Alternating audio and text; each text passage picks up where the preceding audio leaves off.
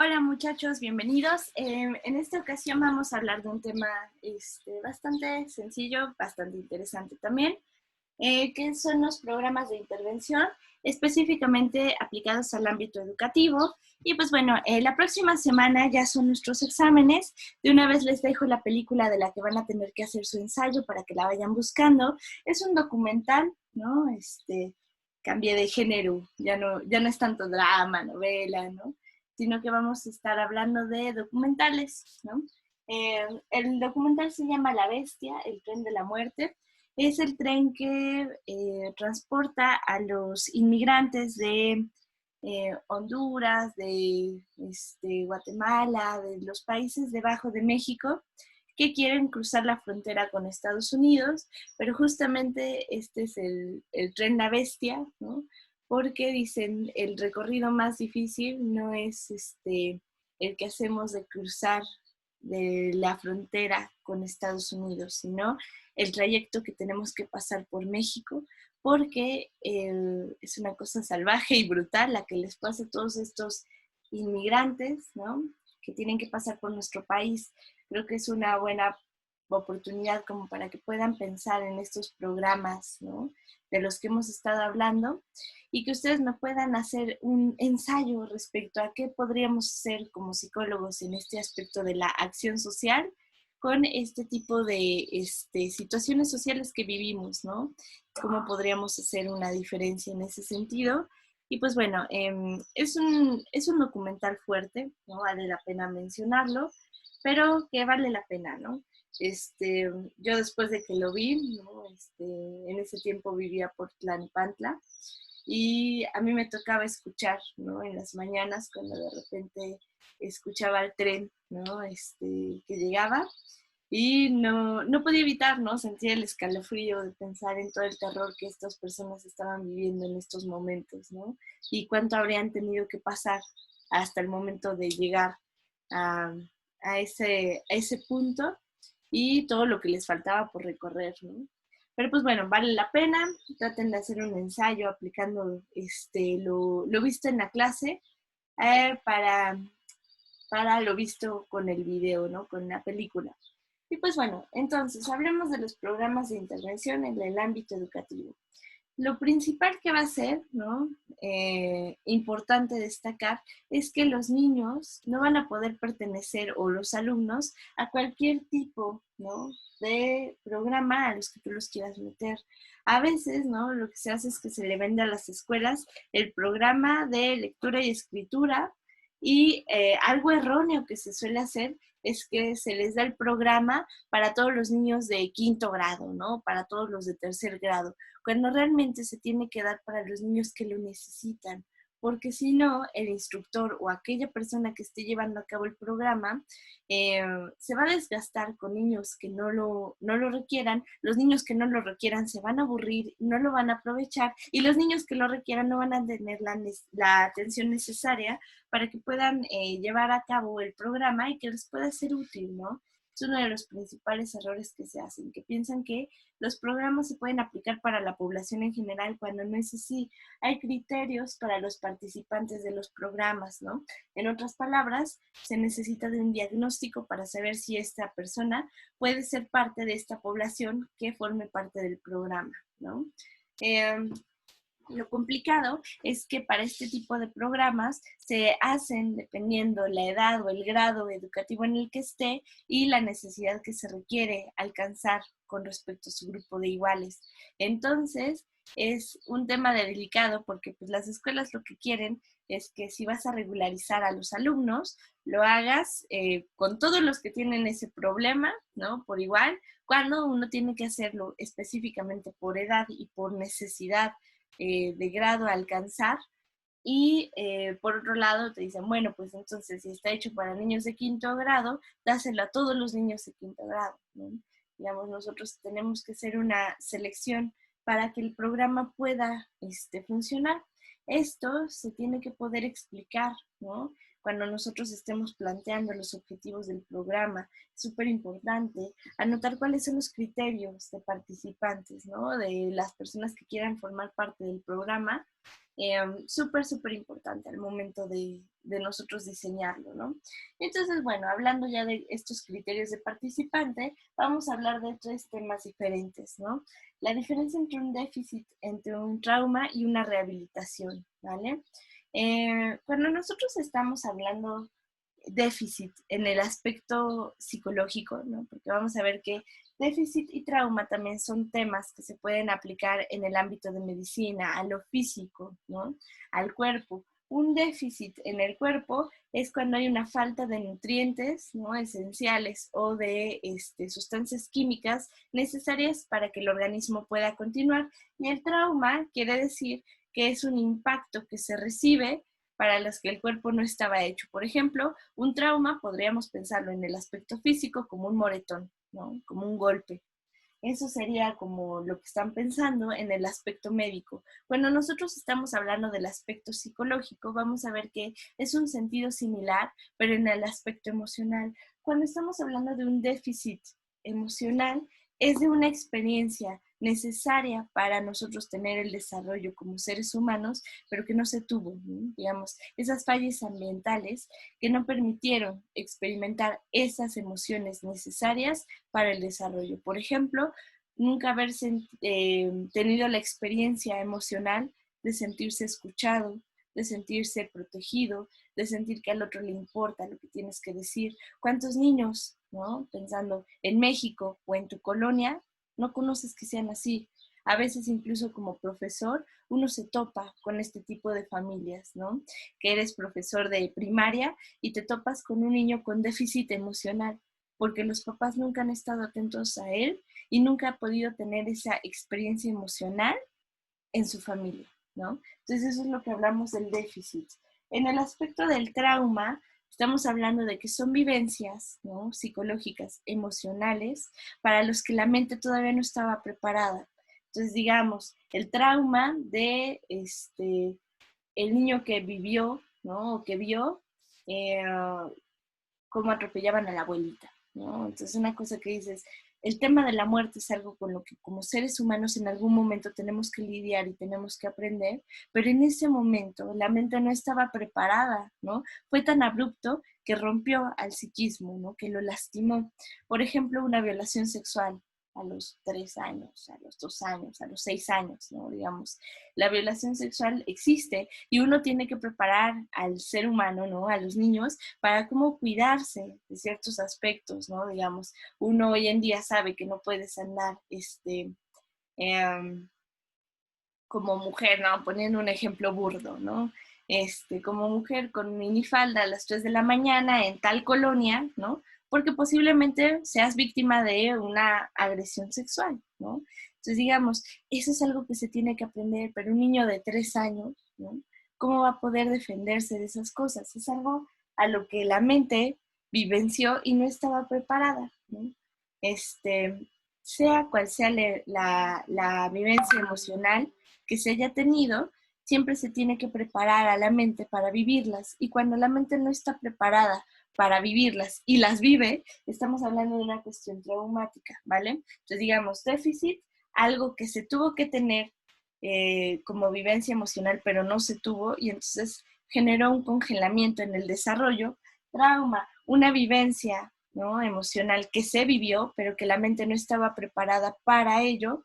Y tenemos el aspecto de rehabilitación. La rehabilitación la podemos pensar de la misma manera, en términos médicos, físicos o en términos psicológicos, emocionales, ¿no? Entonces, la rehabilitación, en este sentido de la intervención en el ámbito educativo, se puede hacer en 2 sentidos. En el ámbito de rehabilitar la función física o en el ámbito de rehabilitar la cuestión emocional para generar, ¿no? Una vivencia ante algo que no se había tenido antes o para rehabilitar una cuestión traumática, ¿no? Digamos, bajo esa lógica de palabras, ¿no? De terminología, rehabilitar quiere decir algo que se tenía y que se vuelve a tener.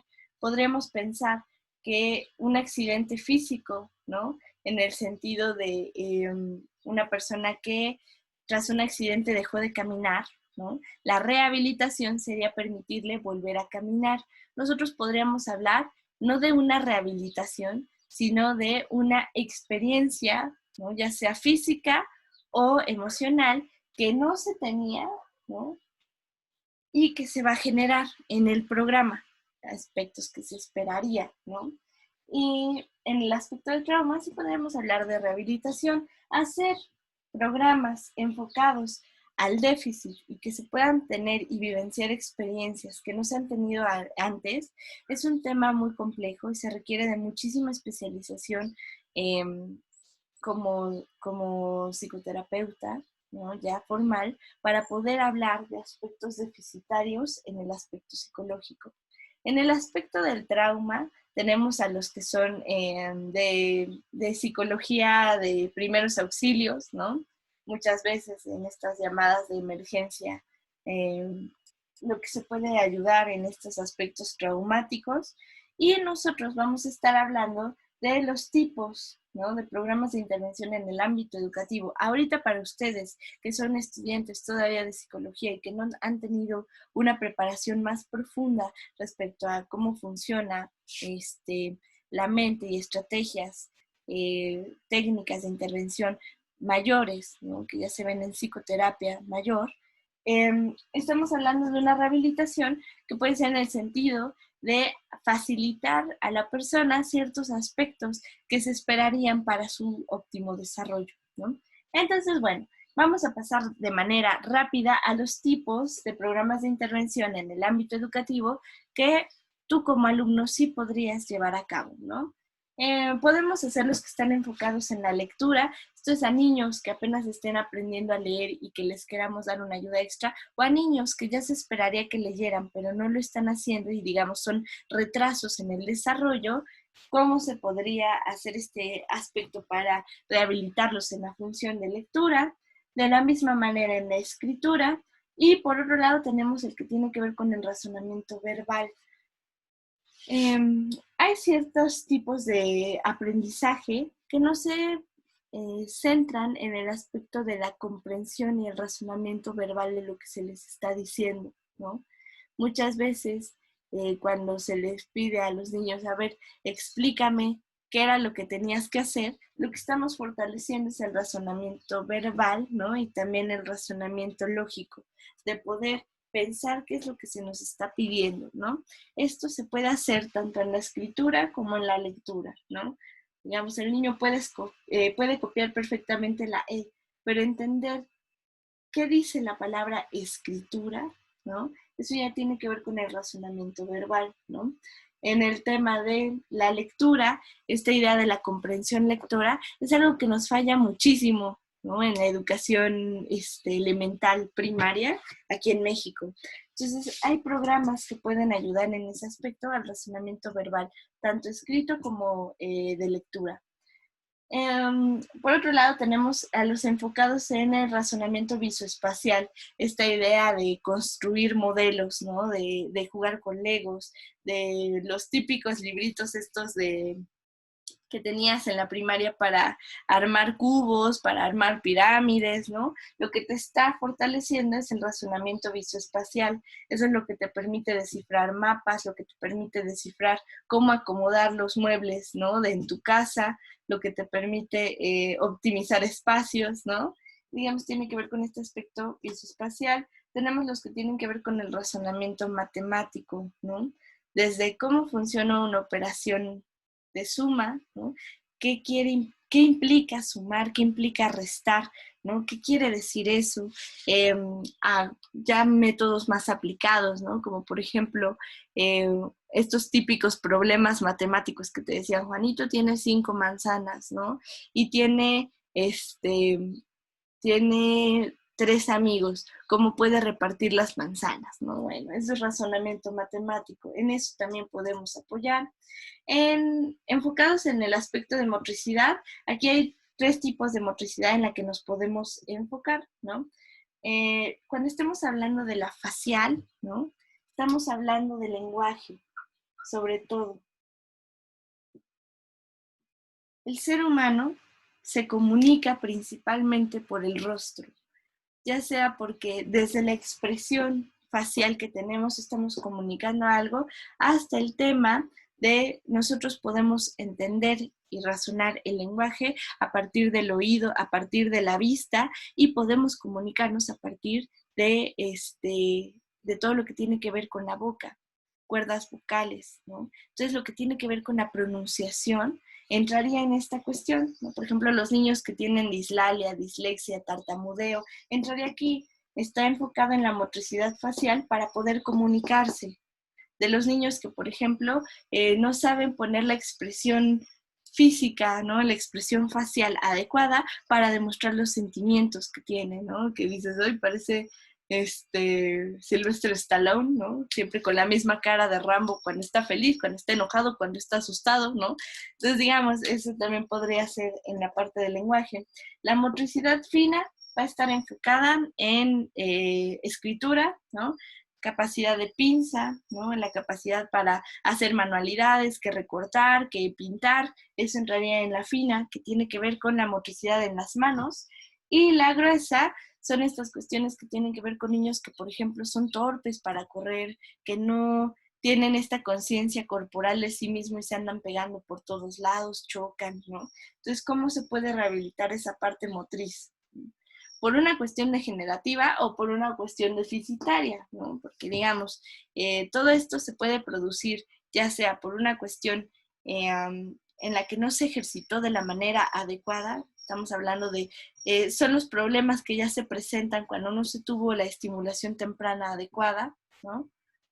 Ya son como los rezagos, o por un accidente, como les digo, en donde fue un accidente en donde los nervios quedaron dañados y tiene que rehabilitar la función de motricidad gruesa, ¿no? Niño que sufrió un accidente y está tomando rehabilitación física para poder volver a caminar. Eso se encargarán los fisioterapeutas, los neurólogos, ¿no? Nosotros nos podemos enfocar en esto cuando estamos hablando de una cuestión deficitaria, ¿no? Cuando es por un trauma, ¿no? De un accidente y que requiere rehabilitación, eso lo hacen los fisioterapeutas. Nosotros lo podemos hacer cuando es una cuestión deficitaria, ¿no? Cuando no hubo el involucramiento emocional adecuado como para poder ayudar al niño a desarrollar estas capacidades. Son casos muy tristes, emocionalmente tocan muchísimo, pero nosotros lo podemos hacer, ¿no? Estamos hablando de enfocados a la adaptación social, digamos, estos trastornos antisociales, ¿no? Disruptivos de la conducta. Esto ya tiene que ver específicamente con la cuestión emocional, ¿no? Niños que padecen de esquizofrenia, que tienen alucinaciones y poco contacto con la realidad, cómo se les adapta para que puedan volver a integrarse a un aspecto social, ¿no? Enfocados en el control de impulsos, ¿no? Todos los niños que estén diagnosticados con hiperactividad o con también situaciones de agresión desmedida que no puede ser canalizada. Entonces también estamos hablando acá de control de impulsos, un aspecto emocional que también nosotros podemos llevar a cabo. Y bueno, también está este giro educativo que se hace para nosotros poder hacer adaptaciones a planes educativos para personas con capacidades diferentes, digamos, cómo se deben de adaptar los programas para que este tipo de personas puedan seguir aprendiendo a pesar de su discapacidad, ¿no? Por así decirlo. También eso es lo que puede hacer un psicólogo en el ámbito educativo. Todo esto a partir de teorías de desarrollo, teorías emocionales, ¿no? Teorías de cómo funciona el psiquismo humano, para poder enfocarlos al aspecto del tacto humano, emocional que se requiere para tratar con personas, ¿no? Entonces, digamos, es un tema que vincula muchas profesiones, pero que el psicólogo específicamente va a estar poniendo atención justamente a estos tres temas, pero enfocados en el tema de la psique, ¿vale? Porque podemos hablar del tema de la medicina, podemos hablar del tema de la educación. A nosotros lo que nos interesa es la mente del ser humano, la mente emocional de este ser humano, el razonamiento, que implica la emocionalidad de haber aprendido, ¿no? Entonces, por eso, los psicólogos, nuestra principal estrategia para rehabilitar estas cuestiones es la cuestión lúdica, o por en otras palabras, es el juego. en un sistema escolarizado se tienen otro tipo de estrategias para enseñarles a los niños de esta manera. Eso es lo que hace un pedagogo. Un psicólogo va a utilizar el juego para rehabilitar de manera emocional estos ámbitos, ¿vale? Pues bueno, básicamente es lo que conlleva esta clase. Es un aspecto también muy interesante al que podemos enfocar nuestra orientación psicológica enfocada en la educación y cómo nosotros podemos hacer una diferencia en el aspecto emocional involucrado en el aprendizaje, ¿vale? Si no están muy familiarizados qué tiene que ver la emocionalidad con la forma en la que aprendemos, escríbanme y les puedo recomendar textos al respecto, ¿vale? Pues hasta aquí la clase de hoy, muchachos. Nos vemos.